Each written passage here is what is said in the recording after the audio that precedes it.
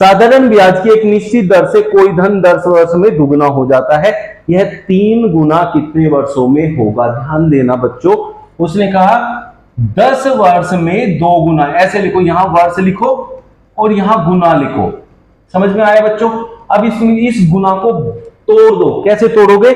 2 गुना है 2 गुने का मतलब होता है बच्चों, अगर हमने 1 रुपया ब्याज पे दिया तो वो 2 हो गया। 2 गुने का ये मतलब होता है। तो 1 रुपया तो हमारा था ना, ब्याज कितना मिला? 1 रुपया। तो 1 रुपया हमारा और एक ये ब्याज, 1 रुपया ब्याज कमाने में आपको 10 साल लगे। उसने कहा ये 3 गुना कितने वर्षों में होगा? 3 गुने में से 1 गुना हमारा है और 2 रुपए हमें ब्याज चाहिए। 3 गुने का मतलब 1 रुपया हमने ब्याज पे दिया, 2 रुपए उसका ब्याज मिल गया, तो इसका मतलब 2 रुपए कमाने हैं। 1 रुपया कमाने में 10 साल लगी, तो 2 रुपए कमाने में 20 साल लगेगी। आंसर आ गया 20। तो इस तरीके से आप ऐसे टाइप के क्वेश्चन विद इन सेकेंड कर पाएंगे जब भी एग्जाम में ऐसे क्वेश्चन आएंगे। और बहुत आते हैं ऐसे क्वेश्चन, ठीक है, बहुत ज्यादा पूछे जाते हैं भाई ऐसे क्वेश्चन। तो किसी को कोई दिक्कत है तो पूछो, किसी को कुछ भी दिक्कत है तो पूछो। चलिए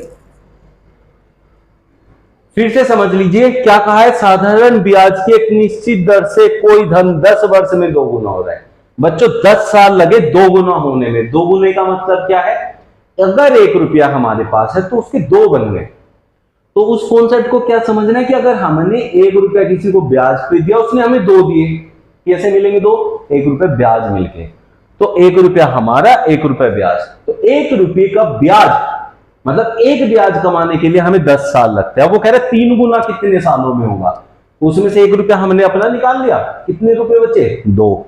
तो 2 रुपए कमाने हैं, 1 रुपया कमाने में 10 साल लग रहे, तो 2 रुपए 20 साल लगेंगे, 3 साल लगेंगे, 4 40 साल लगेंगे, ऐसे करके आप निकाल लें।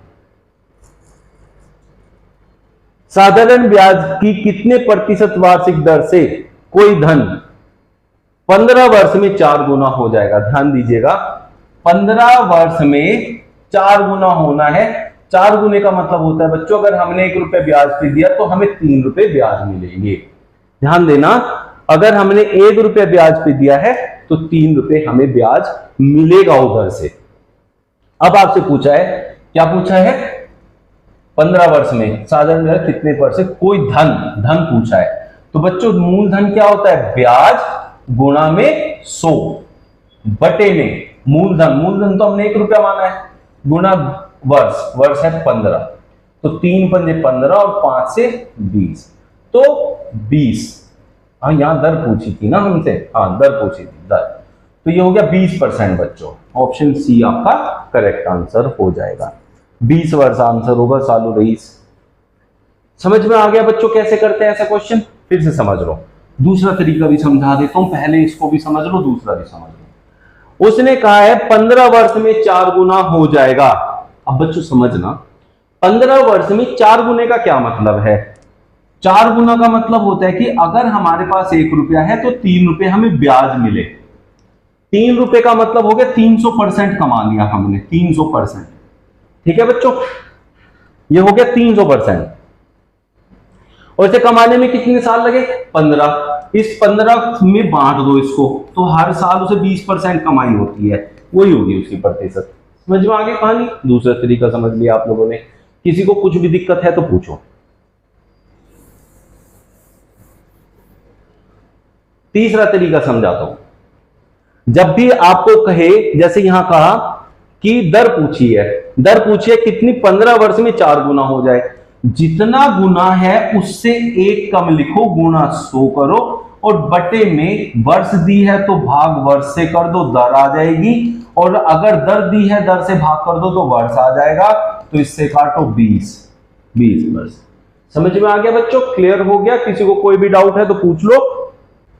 किसी धन का साधारण ब्याज मूलधन का 1/9 है यदि दर प्रतिशत तथा वर्षों में समय के संख्यात्मक मान समान हो तो वार्षिक दर क्या है? देखिए यहां पूछिए वार्षिक दर, तो अभी मैंने क्या बताया, वार्षिक दर आप निकाल पाएंगे लेकिन मूलधन नहीं निकाल पाएंगे। ठीक है, अब उसने कहा किसी धन का साधारण ब्याज मूलधन का 1/9 है। मूलधन मान लिया अगर P है तो उसका ब्याज क्या होगा? P/9। तो इससे क्या समझ सकते हैं? देखिएगा ध्यान से, यहां देखिएगा, अगर 1/9 है, वो ये कह रहा है। तो इसका मतलब क्या है, अगर मूलधन 9 है तो ब्याज 1 रुपया है, या आप P और P/9 लिख लो, कोई दिक्कत नहीं। वार्षिक दर पूछी है। दर बच्चों क्या होती है, R क्या होता है, SI गुणा में 100 और बटे में होता है P गुणा T। अब उसने कहा है यदि दर प्रतिशत तथा वर्षों में समय के संख्यात्मक मान समान हो, जो दर है वो ही समय है, तो हमेशा टाइम को जो समय है उसे भी दर लिख दो, दर इधर गुणा में आएगा तो R का वर्ग बराबर SI गुणा 100 बटे में मूलधन। ठीक है बच्चों। अब देखो SI क्या है आपका, P/9। साधारण ब्याज मूलधन का 1/9 है, तो ये P/9 है, P/9 और बटे में P है और गुणा में 100 है, तो यहां P से P कटेगा तो क्या आएगा 100/9। ध्यान से देखिएगा मैं क्या समझाना चाह रहा हूं आपको, ये ट्रिक आपको कैसे लगानी है पहले समझना है, ट्रिक क्या लगानी है वो भी समझा रहा हूं, देखिएगा कहीं मत जाना, आराम से समझो, एक एक चीज समझ में आएगी।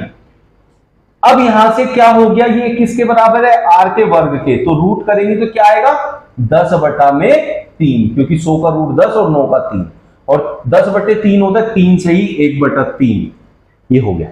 तो ऐसे क्वेश्चन में आपने क्या करना है बच्चों, ध्यान देना, जब भी आपको कहे किसी धन का साधारण ब्याज मूलधन का 1/9 है, तो आपने सीधे क्या करना है, कितना गुना है, ये गुना ही तो है एक तरीके से, उसको लेना है, गुना 100 करना है।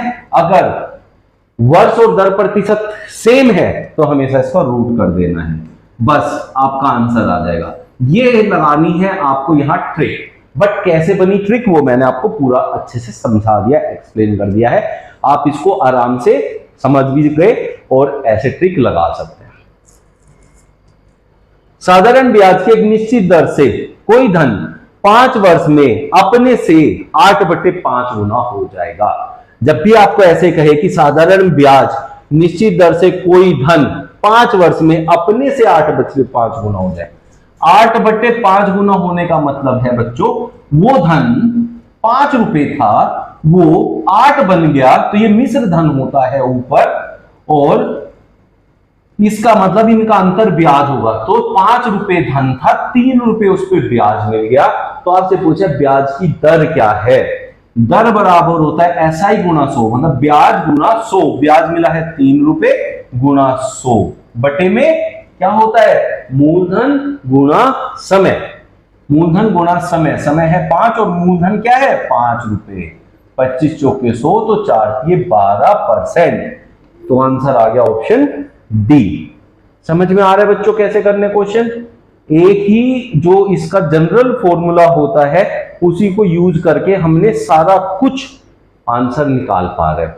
बस समझना क्या है, जहां कितना गुना हो रहा है, क्या हो रहा है, उसमें ब्याज कौन है और मूलधन कौन है, ये सारे अप्लाई करने पड़ेंगे आपको। क्लियर हो गया बच्चों, फिर से समझाता हूं, देखिए साधारण ब्याज की एक निश्चित दर से कोई धन 5 वर्ष में अपने से 8/5 गुना हो जाता है।